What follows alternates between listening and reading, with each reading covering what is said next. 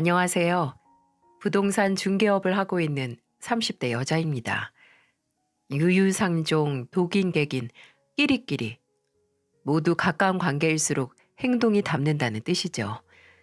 가족이든 친구든 뜻이 같거나 아니면 가까울수록 영향을 끼쳐서 닮는다고 하잖아요.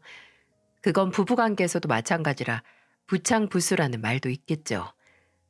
저도 이런 말들이 대부분 맞는 말이라고 생각해 왔습니다.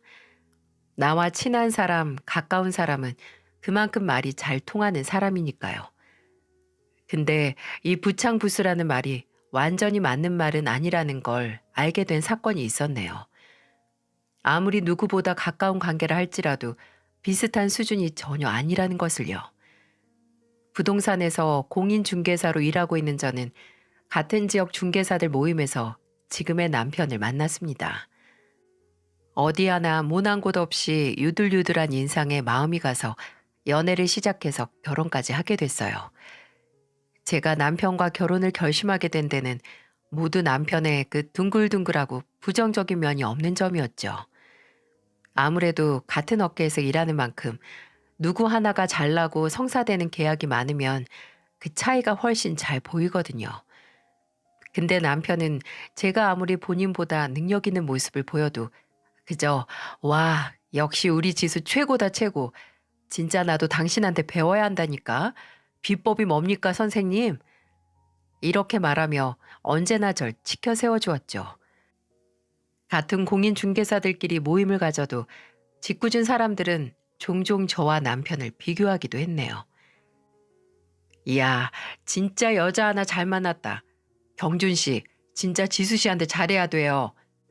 이제 결혼하면 우리 지역에서 유명한 중개사한테 비법 전수 받을 수도 있잖아. 그치. 이제 스타 중개사 부부 생기는 건가? 경준 씨 무슨 복이야? 아유, 그만 좀 해요, 진짜. 다들 취해서는. 내가 무슨 가회 선생님이에요? 자꾸 무슨 비법 전수를 해. 이 사람들이 뭘 모르네. 우리 지수가 잘난 것도 있지만 다 내 매력이 대단해서 지수가 날 선택한 거 몰라? 열등감, 자격지심이 하나 없는 그 둥근 성격. 저는 이런 남편이야말로 누구보다 멘탈이 강한 사람이라고 생각을 했어요. 남편이 이렇게 모난 곳 없이 자존감도 높은 사람이라는 걸 알기에 연애 2년 만에 결혼을 결심하게 됐죠.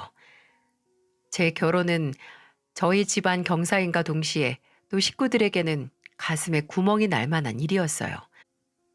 저는 어머니 아버지가 40이 넘어서 가진 집안의 막둥이였거든요. 큰 오빠와 작은 오빠와는 10살 넘게 차이가 났고요. 또 어머니께서는 제가 초등학교 때 사고로 돌아가셔서 아버지와 오빠들은 제게 먼저 떠난 어머니 노릇도 해줬습니다. 아버지는 늦게 나온 자식인 만큼 혹시나 못해주는 건 없을까 매번 신경을 쓰셨어요. 식품 공장에서 오랫동안 일한 아버지는 퇴근하면 항상 이제 침침한 눈으로 제 숙제를 함께 해주려고 노력하셨고 이제 막 부모가 된 젊은 아빠들 틈에 끼어서 저를 데리고 놀이공원이든 동물원이든 어디든 다 데려가 주셨죠.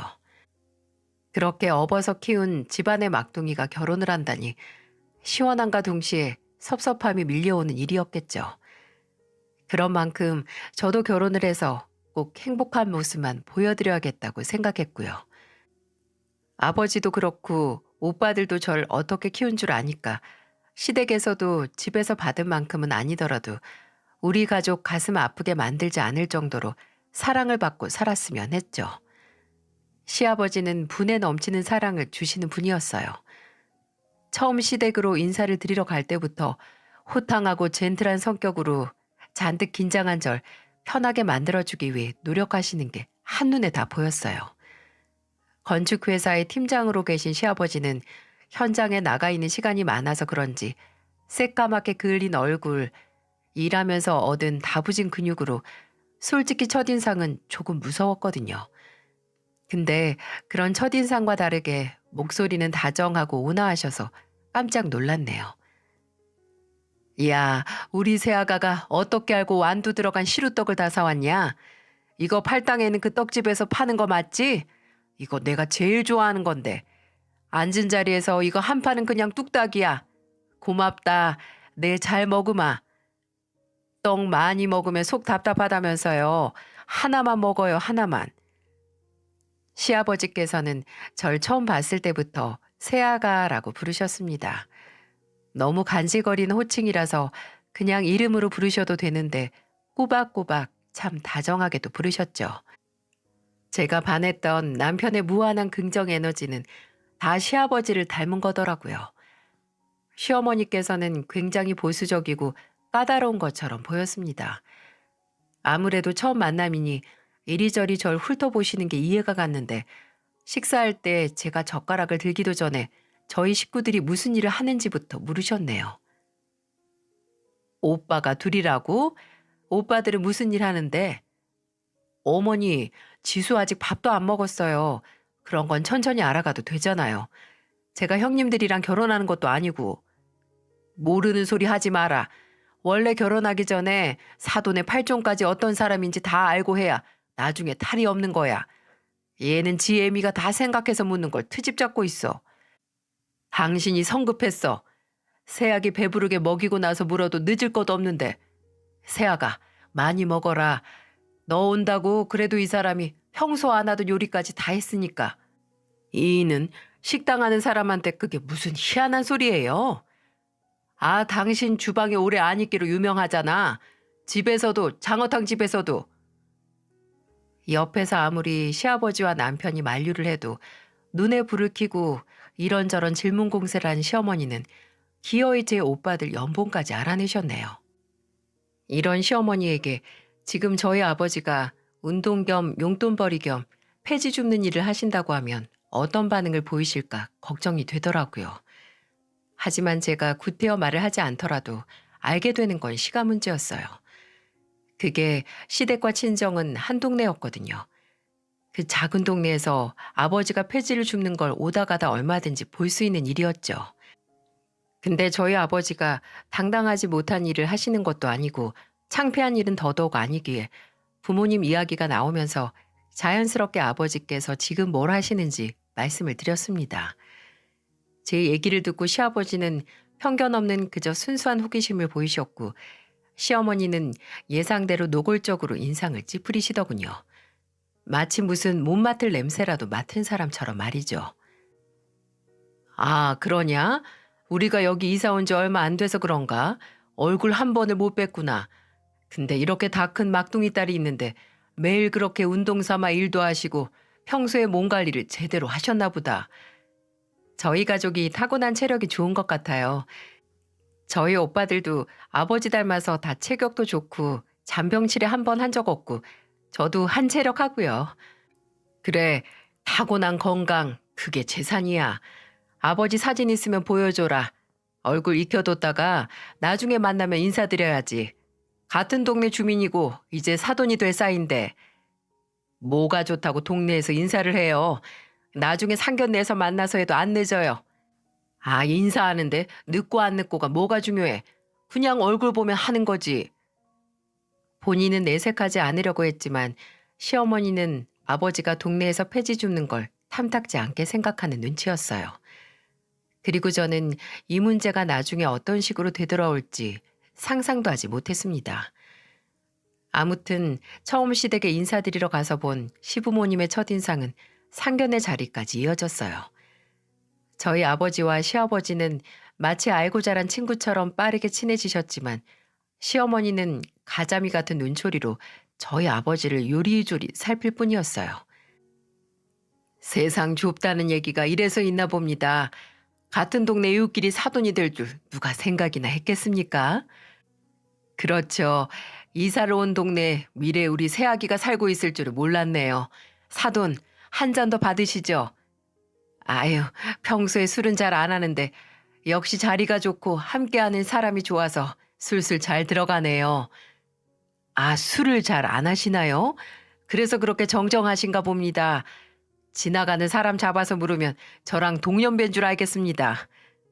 참, 사돈께서 사람 비행기 태우는 법을 잘 아시네요. 제가 젊어서부터 이 당뇨 증세가 있어서 그때부터 몸 관리에 좀 신경을 많이 쓰고 살았습니다. 먹는 것도 조심하고 운동도 나이에 비해서는 많이 하는 편이고요.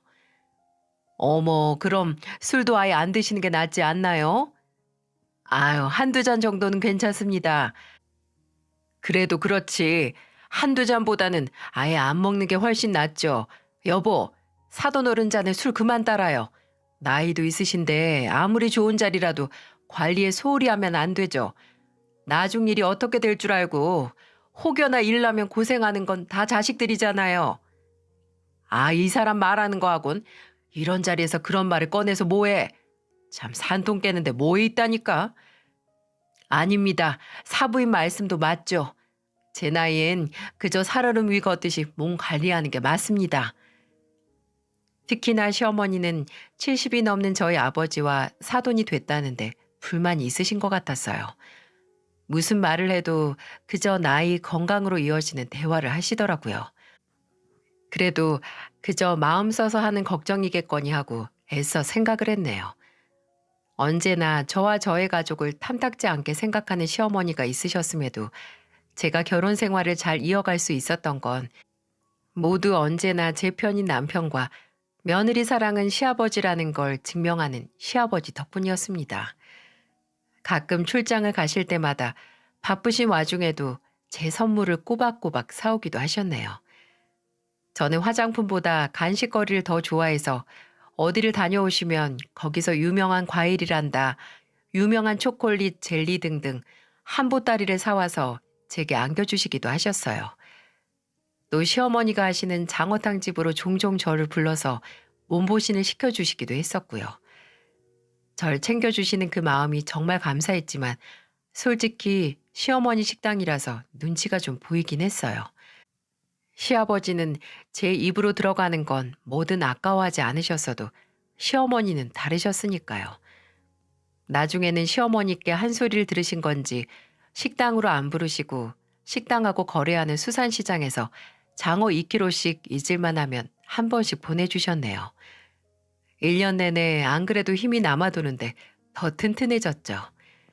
결혼하고 몇 년 후 제가 딸을 낳았을 때 누구보다 기뻐하셨던 것도 바로 시아버지셨습니다. 아이가 막 태어나서 제가 일을 쉬면서 집에서 육아에 전념할 때 먼저 도우미가 필요하지 않느냐고 비용도 본인이 내겠다고 말씀도 해주셨고요. 제 딸 장난감이나 옷가지, 침대 등등 50%는 모두 시아버지 지갑에서 나왔어요.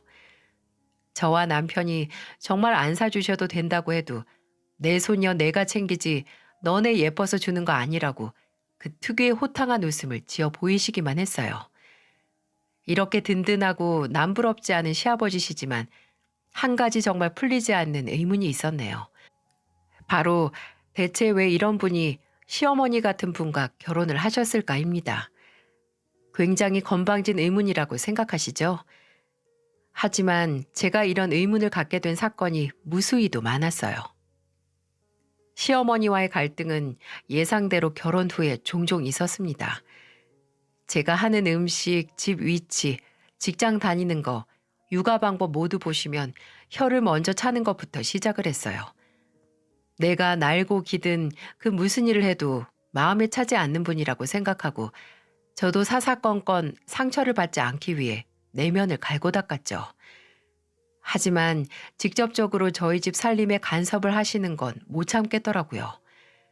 한 번은 어머니께서 용돈 이야기를 꺼내신 적이 있었습니다. 같은 건물에 있는 식당 사장이 딸이 결혼한 다음부터 꼬박꼬박 용돈을 챙겨준다고 자랑을 했다고 말이죠. 시아버지는 옆에서 벌써부터 무슨 용돈이냐고 핀잔을 주셨습니다. 아니, 나도 당신도 일해서 돈 버는데 용돈은 무슨 용돈이야? 나중에 받기 싫어도 받게 돼 있어. 뭐하러 그걸 앞당겨? 그렇게 빨리 늙고 싶어? 뭐 늙어야만 용돈 받아요? 주면 받는 거지. 그러니까 말이야. 당신은 지금 옆구리 찔러 받겠다는 거 아니야? 뭐 요즘 식당 가격에 구멍 났어? 내가 좀 메꿔줘? 내가 꼭 돈 때문에 그래요? 용돈이라는 게 사람 마음이잖아요. 너네도 오해하지 마라. 내가 돈이 아쉬워서 그러는 게 아니라 돈이 오고 가는 만큼 마음이 오고 가는 거다. 이렇게 노골적으로 얘기를 꺼내시니 저도 남편도 매달 시부모님께 용돈을 드리기로 했습니다. 한 번만 드릴 게 아니라 아예 달에 한 번씩 드리려고 했죠. 시아버지, 시어머니께 각각 30만 원, 또 저희 아버지께 30만 원, 이렇게요. 제가 일을 쉬고 있을 때라 살림이 엄청 여유로운 건 아니었어도 지금까지 둘이 한우물 파서 저축한 돈도 있고 남편이 재테크로 돌린 여윳돈도 있어서 부담스러운 지출은 아니었답니다. 용돈을 드렸으니 그래도 한동안 다른 트집은 안 잡으시겠다 싶었어요. 그렇게 마음을 턱하니 놓고 있는데 오히려 이상한 의심을 하기 시작하더군요. 처음에는 저희 아버지 안부로 시작했어요. 시댁에 가거나 아니면 전화를 했을 때 이런 말을 하시곤 했습니다. 사돈 어른은 어떠시니? 병원은 잘 다니시고? 병원이요? 근래에 가신 적은 없는데요. 주기적으로 안 다녀도 괜찮니? 당뇨시라며. 아, 지금은 딱히 주기적으로는 아니고요. 초기라서 평소 식단 관리하고 약 챙겨 먹으면서 집에서 혈당이나 혈압 체크하시고 계세요. 좀 높다 싶거나 몸에 이상 생기면 가서 피 검사하고요. 아, 그래? 그럼 뭐 다행이구나. 초반에는 시어머니께서 우리 아버지 걱정을 생각보다 진지하게 하시는구나 했습니다. 저에겐 차가운 시어머니라도 인간적으로 한 가족 구성원 걱정은 하시는 사실 속이 깊은 분은 아닐까 웃기지도 않은 착각을 했죠. 근데 용돈을 드리고 몇 달이 지났을 때 시어머니는 제 딸과 저를 시댁으로 부르셨어요. 점심이라도 함께 하자고 말이죠. 별 생각 없이 케이크를 사서 갔는데 시어머니는 점심 식사를 다 끝내고 제게 그날 절 부른 본론을 꺼내시더라고요. 너 우리 용돈 주는 거 말이다. 용돈이요? 그거 사돈 어른한테는 얼마 주고 있니? 저희 아버지께도 똑같이 30 드리고 있어요. 왜요? 순간 이걸 대체 왜 묻지? 당황했지만 뭐 궁금할 수도 있지 하고 아무렇지 않게 대답을 했습니다. 근데 정말 웃긴 게 아무래도 안 믿는 눈치더라고요. 눈을 가늘게 뜨고 넌지시 말하시더군요. 정말이니? 아니 사돈 어른은 아무래도 지금 제대로 된 일도 안 하고 있고 나이도 있고 심지어 병까지 있지 않니? 그런데 돈을 더 안 준다고? 너 네가 돈 관리한다며? 경준이가 그러더만. 제가 관리를 하는 건 맞지만 제 마음대로 저희 아버지께 돈을 더 드리거나 한 적 없어요. 어머니 뭐 때문에 그런 생각을 하시는 거예요? 꼭 뭐가 있어야 이런 생각을 하니? 그냥 그럴 수도 있겠다 싶은 거지. 그런 적 없고요. 용돈도 이번에 어머니께서 말씀하셨을 때야 저희 아버지께도 드리기 시작한 거예요. 아니 그럼 사돈 양반은 지금 병원비다 약값이다 생활비다 다 어디서 충당하고 있니? 돈이 한두 푼이 아닐 텐데. 어머님, 저희 아버지 평생 놀지 않으셨어요. 젊었을 때부터 쭉 일하셔서 모아둔 돈도 있고 또 오빠들이 계속 용돈 드리고 있는 것도 있고요. 예, 그럼 못하러 다 늙은 사람이 폐지나 주우면서 고생이야? 다 아쉬운 게 있으니까 나가서 일하는 거지. 솔직히 계속되는 무례한 질문들에 왜 내가 대답을 꼬박꼬박 해야 하는지 허탈한 기분이 들더라고요.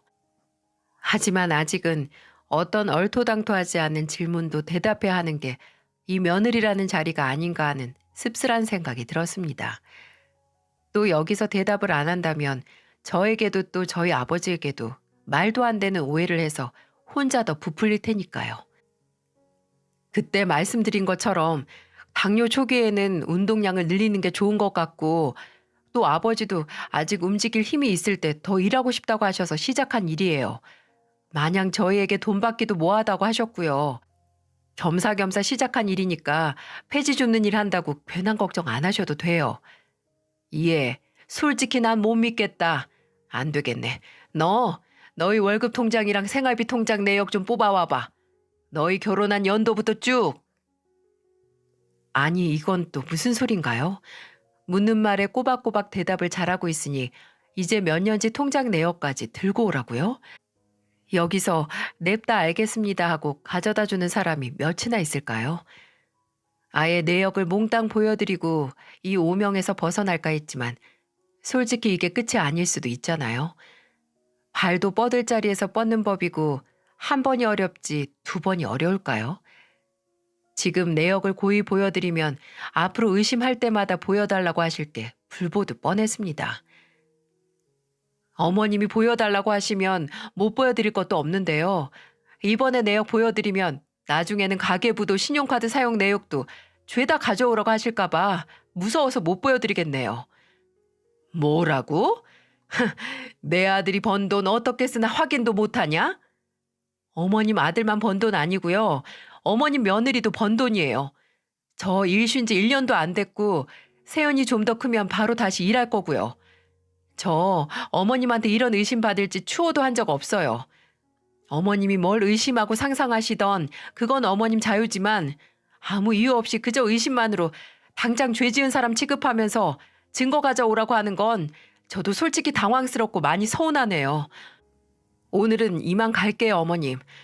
저희 살림 저희가 알아서 할 테니까 괜히 사서 걱정하셔서 머리 아플 일 만들지 마세요. 어머님만 손해예요. 당연히 이 이후로는 시어머니와 저 사이의 골은 깊어지다 못해 쩍쩍 갈라졌습니다. 시어머니께 저는 세상 건방진 돈 빼돌리는 며느리가 됐고 제게 시어머니는 아무 이유 없이 사람을 매도하는 사람이 됐고요. 일반적으로 시어머니와 며느리 관계가 틀어지면 고생하는 건 누굴까요? 그렇습니다. 아랫사람이 며느리겠죠. 통장 내역 사건 이전에는 오히려 시어머니께서 둘도 없이 잘해준 수준이었어요. 그전에는 아무것도 아닌 일로 트집을 잡아 잡돌이는 안 하셨으니까요. 한 번은 시댁에서 다 같이 식사를 하고 제가 눈치를 보다 설거지를 했거든요. 남편이 하겠다고 했지만 그 상황에서 남편까지 부려먹는 애라고 욕먹기는 싫었으니까요. 4명이서 먹은 그것도 평소보다 더 차려서 쌓인 그릇을 혼자 싹 설거지를 하고 손을 마른 수건으로 훔치고 한숨 돌리고 있었어요. 근데 어디서 나타난지 모를 시어머니가 주방으로 들어오셔서는 제가 씻어서 정리한 그릇들을 눈으로 훑어보더니 손가락으로 살살 문질러 보시더라고요. 그러더니 썽을 내시면서 하시는 말이 이거였습니다. 아니 너는 네 집에서도 설거지를 이렇게 대충대충 하니? 네? 왜요? 어디 안 된 데가 있어요? 네가 와서 한번 봐봐라. 음식 기름때가 그대로 남아있네. 이건 또 뭐야? 아유 지저분해서 못 살겠어. 이거 전부 다시 해야겠다. 그리고는 제가 쌓아 정리한 그릇들을 몽땅 싱크대로 도로 집어넣으시는 게 아니겠어요? 어처구니가 없었습니다. 혹시나 해서 그릇을 만져보니 기름때는 무슨 전부 뽀득뽀득했어요. 이걸 그냥 도로 해? 아니면 말어? 하고 있는데 그때 거실에 있던 남편이 주방으로 들어오면서 말하더라고요. 어머니, 그거 설거지 내가 한 건데요? 뭐? 네가 뭐래? 얘가 하는 거 내가 다 봤는데. 비누칠은 내가 하고 이 사람은 물에 헹구기만 했어요. 어머니 식사하시고 바로 안방 들어가셨잖아요. 그래서 못 봤겠죠. 아, 이거 우리 어머니 무서워서 설거지 다시 해야겠네. 나와요. 내가 할게 여보. 당신은 옆에서 헹구기만 해줘. 아까처럼. 남편의 깜찍한 거짓말에 시어머니는 또 괜한 트집은 잡지 못하고 그저 잘 좀 해라 하고 홀랑 주방을 나가셨습니다.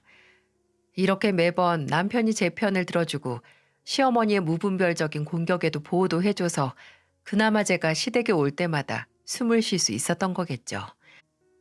이 외에도 네 애는 왜 말이 빠르지 않냐고 시비 거시길래 어머님 아들의 딸이기도 한데요. 라고 맞받아치고 애 낳은 지가 언젠데 아직도 군살이 안 빠지냐고 몸매 품평하시길래 안 빼고 운동해서 근육으로 만들 거라고 해버렸네요. 이런 자잘한 시비와 트집들은 제가 어련히 몇 마디에서 넘어갈 수 있는 수준이긴 했지만 정말 도저히 참을 수 없는 일대의 사건이 터지고야 말았습니다. 평일 오후 늦게 아버지께 전화가 왔어요. 무슨 일이시지 하고 반갑게 전화를 받았는데 아버지 목소리가 어딘지 이상하시더라고요. 굉장히 힘이 없고 어딘가 가늘게 떨리기도 했고요. 아빠, 어디 안 좋으세요? 목소리가 안 좋은데 몸이 이상하면 병원 가보셔야 하는 거 아니에요? 저랑 같이 갈까요? 아니다, 아니야. 안 좋은데 없어. 근데 왜 목소리에 힘이 하나도 없어요? 오늘도 폐지일 하셨죠? 그래서 힘이 없으신가? 내일은 좀 쉬세요. 그래, 그건 그렇고. 너 무슨 일 없냐? 일이요? 무슨 일이요? 아니, 뭐 힘든 일이라거나 너희 시어머니가 평소에 너한테 어떻게 하든. 아빠, 갑자기 그게 무슨 소리예요? 혹시 무슨 소리 들으셨어요? 설마 어머님한테? 잔뜩 걱정스러운 목소리로 대뜸 시어머니 얘기를 꺼내는 아버지. 저는 직감적으로 뭔가 일이 터졌구나 싶었습니다. 아버지는 뭐가 마음에 걸리시는 건지 조금 뜸을 들이시더니 이내 결심한 것처럼 말을 꺼내셨어요. 그날 오전 일찍 해가 뜨거워지기 전에 일을 시작한 아버지는 동네를 돌면서 평소처럼 폐지를 줍고 다니셨다고 합니다. 평소 아버지를 위해 박스 상자를 건물 앞에 쌓아두는 편의점에서 상자를 싣고 있는데 뒤에서 누군가 아버지에게 아는 척을 했다고 합니다. 아이고, 아침부터 참 고생하시네. 어? 아이고, 사부인, 오랜만입니다. 그렇습니다. 같은 동네에 사는 시어머니였던 거죠. 시어머니께서 밖에 나오셨다가 일하고 계신 저희 아버지를 만난 겁니다. 아버지는 일하시던 것도 잊으시고 반갑게 인사를 했고요. 근데 아버지의 인사도 제대로 받지 않고 기분 나쁘게 사람을 위아래로 훑으면서 이야기를 하더랍니다. 식당 나가십니까? 아니요, 오늘은 안 나가는 날인데 잠깐 요 앞 마트 가려고 나왔어요. 아니, 근데 난 이 고생을 못하러 하는지 도통 이해가 안 가요. 매일같이 리어카 끌고. 아직 걸어 다닐 힘 있을 때 이렇게 움직여야죠. 이 나이엔 다리를 하루 이틀 안 써버릇하면 점점 굳더라고요. 용돈도 생기고 운동도 되고 이만한 취미가 없답니다. 참, 며느리랑 똑같은 소리 하시네요. 그렇다고 해도 다 늙은 아버지가 이렇게 박스터미 나르고 다니는 거 보면 자식들이 속상하죠. 아니면 뭐 그런 거 노리고 하시는 거 아닌가요? 네? 아니, 그게 무슨... 일부러 불쌍한 모습 보여서 애들한테 돈 더 받으려고 수쓰는 거 아니냐고요. 사부인, 그게 대체 무슨 소리입니까? 도통 알아먹을 수가 없는데 문제가 있다면 제대로 말씀을 하셔야죠. 그 모르는 척하는 건 딸이 아버지한테 쏙 빼닮았나 보네요. 며느리 걔는 우리나 지 아버지한테나 똑같이 용돈 준다고 하지만 아무리 생각해도 못 믿겠어서요. 뭐 약값한다고 애한테 돈 더 받는 거 있어요? 이렇게 고생하는 모습 보여주면 지수개가 돈 더 준다고 하던가요? 그거 다 내 아들이 번 돈인데 며느리 그 아이가 지 마음대로 지 가족만 챙기는 거 아세요? 저희 아버지는 앞뒤 상황도 설명 없이 그저 내뱉는 시어머니의 모욕에 큰 충격을 받으셨다고 합니다. 아버지께서 아무 말도 못하고 있자 시어머니는 지갑에서 10,000원을 한 장 꺼내시더니 아버지께 건네면서 이런 말을 덧붙였다고 하네요. 그래, 다 먹고 살자고 하는 건데 이걸로 점심이라도 든든하게 챙겨 드세요. 사돈 좋은 게 뭐 있나요? 이렇게라도 돕고 살아야지. 아버지가 대답도 하지 않으시고 돈도 받지 않으니까 아버지의 리어카 상자 위에 10,000원 한 장을 두고 갈 길 갔다고 합니다. 아버지는 이게 대체 무슨 일인지 혹시 딸이 저런 인간한테 이런 모욕을 당하면서 사는 건 아닌지 걱정돼서 제게 연락을 하셨다고 하네요. 지수야, 너 혹시 네 시어머니란 사람이랑 무슨 일 있는 거 아니냐? 그 사람이 너한테도 그래? 이게 다짜고짜 무슨 일이냐?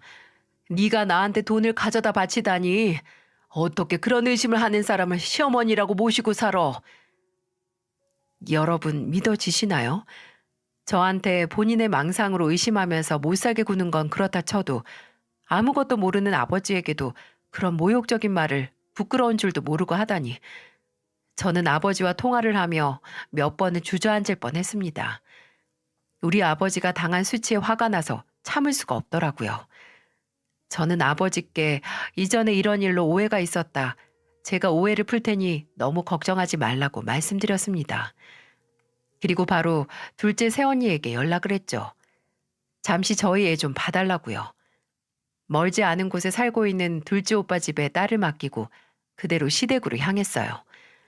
당장 시어머니가 저희 아버지께 저지른 무례를 사과받고 싶었으니까요. 시댁에는 시어머니뿐이었고 제가 아버지에게 그날 있었던 일을 전해 들었다는 걸 알지도 못하는 시어머니는 심드렁한 얼굴로 문을 열어주셨네요. 저는 거실로 들어가자마자 가타부타 할 설명 없이 시어머니께 말했어요. 어머님, 오늘 오전에 있던 일 대체 어떻게 된 거예요? 오전에? 무슨 일? 저희 아버지 만나셨죠? 아, 그래. 만나서 인사 좀 했다. 너희 시아버지 말 맞다나 같은 동네 주민끼리 인사도 하고 그런 거지. 인사를 한 게 아니던데요? 저희 아버지한테까지 그 말도 안 되는 용돈 얘기 하셨다면서요. 불쌍한 모습 보여서 돈 더 받아내는 거 아니냐고 하셨다고 하던데 진짜예요? 참난 또 뭔가 했네. 예, 가족 사이 그런 것도 못 물어보니? 아니면 아닌 거지 왜 큰 소리를 치고 난리야? 넌 대체 내가 누군 줄 아는 거니? 나 네 시애미야 시애미. 아주 눈 동그랗게 뜨고 못하는 말이 없네. 큰 소리 안 나게 생겼어요? 저희 아버지가 폐지 줍는다고 10,000원 쥐어주면서 무시까지 하고 아직도 그 용돈 얘기까지 했는데 제가 이렇게 안 나오는 게 이상한 거 아닌가요? 대체 무슨 생각이세요? 대체 뭘 믿고 제가 저희 아버지께 돈을 더 드리고 있다고 생각을 하시냐고요? 뭘 믿기는 뭘 믿어? 그게 설명이 따로 필요하니? 그냥 내 느낌이 그런 거면 그런 거지. 이것 보세요. 별다른 증거도 없으면서 사람 의심이나 하고 또 무시하고. 어머님, 제가 결혼하고 나서 있던 통장 내역 다 뽑아와서 제가 몰래 아버지께 돈 드린 내역 없으면 어떻게 하실 건데요? 어쩌기는 뭘 어째? 아니면 아닌 거지. 어머님은 사람 의심해서 피 말리고 감정 다 상한 다음에 아닌 걸로 판명되면 그냥 아니면 아닌 거지 하고 넘어가면 끝이세요? 어쩜 그렇게 제멋대로 사세요? 그리고 아무리 그 말도 안 되는 의심이 된다고 하더라도 폐지 줍는다는 이유 하나만으로 어머님 처음부터 저희 아버지 무시하셨잖아요. 무시를 안 했으면 오늘처럼 그렇게 다짜고짜 무례한 짓 못하죠. 아니 무시는 무슨? 예. 그러게 누가 너희 아버지한테 폐지 줍는 일 시키래? 이런 취급 당하기 싫으면 뜯어 말렸어야지. 얘는 지들이 그런 대우 당할지 다 해놓고 건방지게 내 탓하고 있어. 도저히 더는 말이 통하지 않는 사람이었어요. 아예 말이 안 통하니 당신이 한 일이 잘못된 일이고 사과를 해야 한다는 걸 이해시킬 수가 없었죠. 아니 시어머니 머릿속에는 오히려 제가 버릇없고 배은망덕한 며느리였네요. 여기서 더 말해봤자 진전이 없고 그냥 내 속만 더 뒤집어질 것 같아서 그대로 시댁에서 나가기 위해 뒤돌았습니다. 그런데 현관으로 향했다가 놀라 자빠질 뻔했어요. 언제 오신 건지 현관 앞에서 시아버지가 뒷짐을 지고 가만히 서 계시는 게 아니겠어요? 표정이 딱딱하게 굳어서 어두우신 게 아, 다 들으셨구나 하는 생각에 얼굴이 화끈거렸어요. 제가 얼마나 큰 소리로 시어머니와 싸웠으면 시아버지가 집으로 들어오는 소리도 못 들었을까 부끄러워 숨어버리고 싶었죠. 아버님.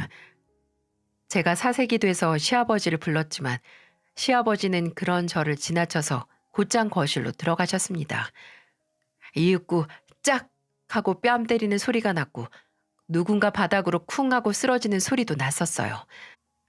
저는 전혀 예상치도 못한 소리에 놀라 도로 거실로 들어갔고 거실에는 장승처럼 서 있는 시아버지 그리고 그 앞에 앉아 원망이 그득한 눈으로 시아버지를 올려다보는 시어머니가 있었어요.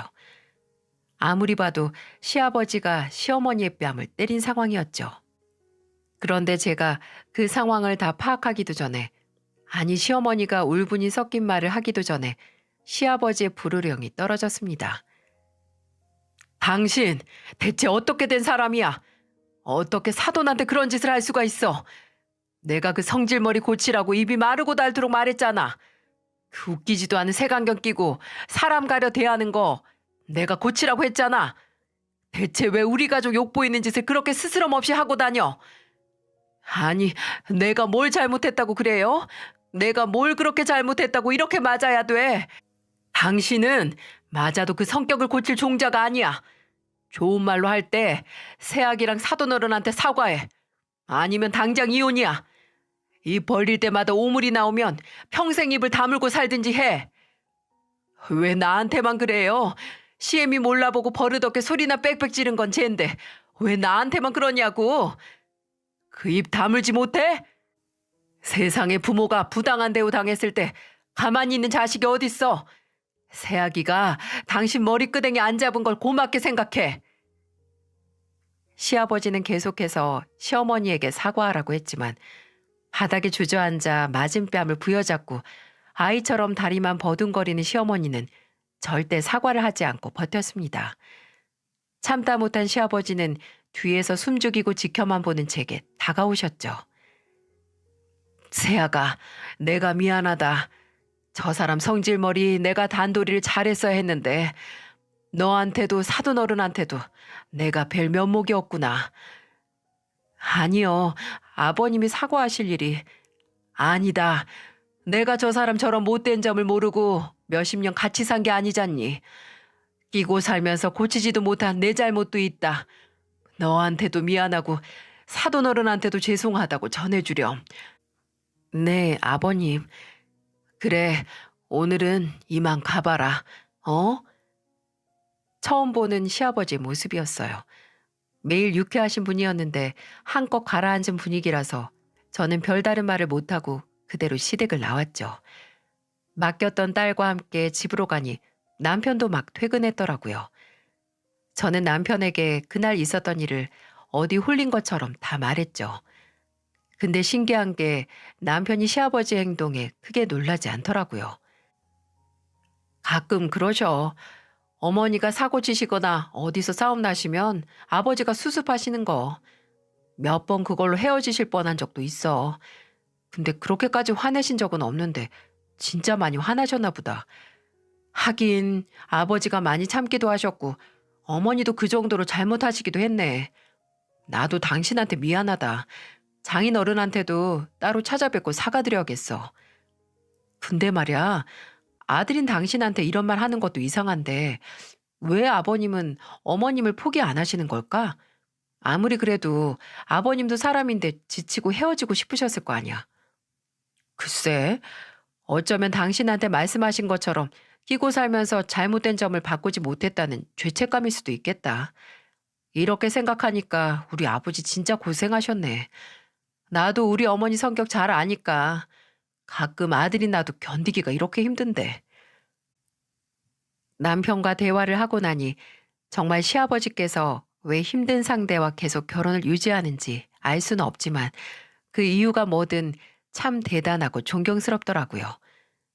또 배우자의 잘못 때문에 며느리에게 진심으로 사과하는 것도 대단하다고 생각됐고요. 그 주 주말에 저와 남편은 친정으로 갔습니다. 저도 아버지와 못다한 말이 있고 남편도 직접 사과를 드려야겠다고 했기 때문이었죠. 남편이 아버지에게 고개 숙여 본인 어머니가 저지른 일에 대해 사과를 드리니 아버지는 고개 숙인 남편을 잡아 일으키며 이렇게 말씀하셨어요. 최서방까지 이렇게 사과하지 않아도 괜찮아. 사돈어른이 와서 사과하시기도 했으니까. 네? 저희 아버지가요? 아버님이 언제 오셨었는데요? 그날 저녁에 찾아오셨더구나. 와서 본인 처가 무례한 일을 저질렀다고 고개 숙여 사과를 하는데 내가 더 죄송스러웠지. 사돈어른 잘못도 아닌데 그렇게 사과를 하시니. 아, 이것도 주고 가셨다. 사부인이 쓴 거라고 하시던데. 알고 보니 시아버지께서 저를 보내시고 바로 아버지를 찾아오셨었나 봅니다. 시아버지만 왔다는 걸 보니 시어머니는 끝까지 아버지께 직접 사과하는 걸 못하겠다 하셨나 보더라고요. 그 대신 시어머니가 쓴 사과가 적혀있는 편지를 써서 시아버지가 전해드렸다고 하네요. 참, 초등학생인가요? 사과도 본인 입으로 직접 못하고 말입니다. 그래도 시아버지의 진심 어린 행동 덕분에 저희 친정아버지의 마음이 풀려서 다행이었어요. 그 이후로 저는 시어머니께 어떠한 접촉도 하지 않았습니다. 연락도 하지 않고 시댁으로 따로 찾아가지도 않았고요. 그건 시어머니도 마찬가지였어요. 그저 명절에는 남편만 시댁으로 갔고 시아버지는 따로 외식을 하면서 만나거나 저희 집으로 불러서 식사를 하곤 했죠. 시아버지도 남편도 제게 시어머니와 만나서 직접 화해하고 관계를 개선하라고 강요하지도 않았습니다. 저는 제게도 아버지에게도 직접 사과를 하지 않고 반성도 하지 않는 사람과 얼굴을 마주하고 가족으로 지내고 싶지 않았고요. 근데 정말 카르마, 업보라는 게 있나 봅니다. 저희 가족에게 큰 상처를 입힌 시어머니는 남에게 상처를 준 만큼 되돌려받고 말았네요. 이 일이 있고 몇 달 지나지 않아 건강검진을 받으신 시어머니가 위암 판정을 받고 만 거죠. 그나마 초기에 발견해서 다행이긴 했지만 남편에게 듣기로는 암 판정에 큰 충격을 받으셨나 보더라고요. 그 성질이 조금 꺾이신 것 같다고 안쓰럽다고 하더군요. 한 번은 손녀딸 보고 싶다고 하셔서 남편이 딸만 데리고 시댁에 갔다 오기도 했어요. 남편에게 따로 말하진 않았지만 시어머니의 매번 세상을 비틀어서 보고 괜히 남을 의심하는 습관 때문에 본인도 스트레스를 받은 것 같습니다. 스트레스는 만병의 근원이라고 하잖아요. 그 나쁜 습관들이 본인에게 도로 돌아온 건 아닐까 하는 생각을 했네요. 아무리 생각해도 시어머니 같은 분에게 저희 시아버지는 너무나 분에 넘치는 배우자가 아닌가 싶습니다. 본인이 얼마나 남편 복이 많은지 모르는 시어머니나 또 그런 시어머니를 잠자코 데리고 사는 시아버지나 여러모로 제게는 신기한 분들이세요. 앞으로 언제 다시 시어머니께 찾아갈지 모르겠지만 시어머니가 이번 기회로 조금 본인이 살아온 방식을 되돌아보셨으면 합니다. 남에게 상처를 준 만큼 어떤 형태로든 내게 돌아오는 게 세상이 돌아가는 이치이니까 말이죠. 그래도 언젠가는 제가 먼저 시어머니께 다가가야겠죠. 제가 지금 자존심을 내세워서 이 관계를 회복시키지 않고 내버려 둔다면 이 오만이 나중에 제게도 꼭 돌아올 수 있을 테니까요. 제 긴 이야기를 들어주셔서 감사합니다.